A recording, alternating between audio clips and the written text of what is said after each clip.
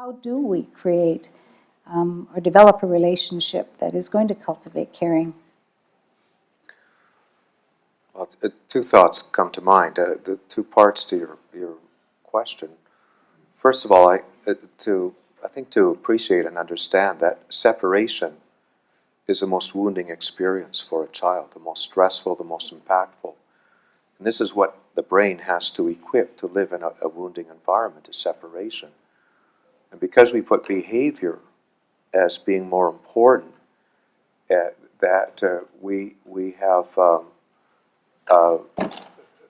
we have drifted into dreadful parenting habits, using separation-based discipline to try and manage our children's behavior.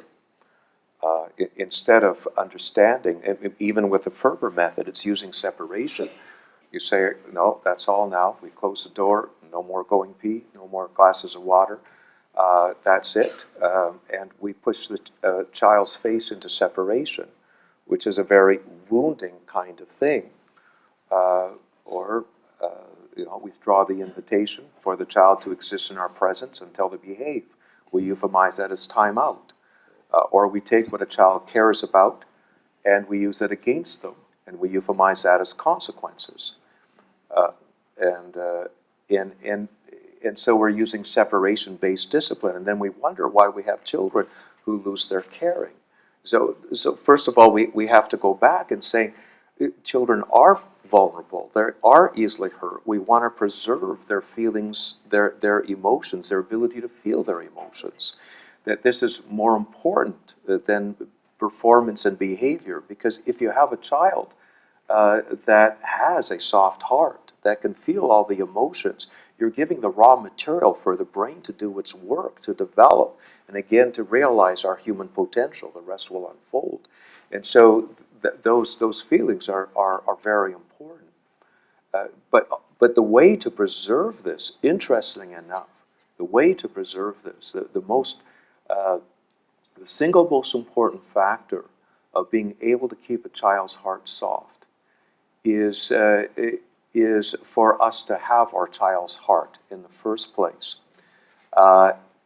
Is that if a child becomes emotionally attached to us, they give us their hearts. Most children will so if everything is going well by 5 years of age.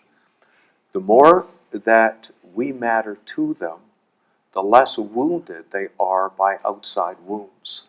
And so the resilience research says that this is one of the most significant ways we can actually shield a child in a wounding world. Now, some of us feel like we want to head for the hills, but there's no hills to head for anymore. To get away from what's happening, we see the wounding that happens on Facebook, on the internet now, and all of these things. And how in the world do you keep your children safe? And by this, I mean keep their hearts soft. And the heart, and again, the key is in the relationship. It's not in the teaching, interesting enough. It's not in the teaching. It's not even in the value transmission, because caring is so instinctive and spontaneous. They will care. It's not even in the value transmission. It doesn't.